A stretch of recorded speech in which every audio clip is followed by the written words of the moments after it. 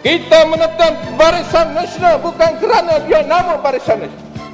Kita menentang dia kerana dia menegakkan perlembagaan penjajah, mengekalkan peraturan kafir.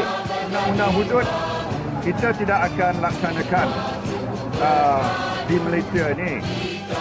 Oleh kerana itu, kita berjuang melawan mereka. Percayalah saudara-saudara, perjuangan kita adalah jihad. Ucapan kita adalah jihad. Derma kita adalah jihad. Dan kerana itulah kita berjuang dengan puak-puak. Kalau kita mati kerana berlawan ini, mati kita adalah mati syahid. Mati kita adalah mati Islam. Kita tak payah masuk Yahudi. Kita tidak payah masuk Kristian. Kita tidak payah masuk Hindu. Kita tidak payah masuk Buddha.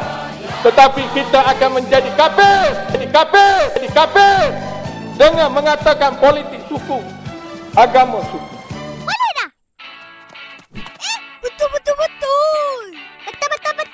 Betul.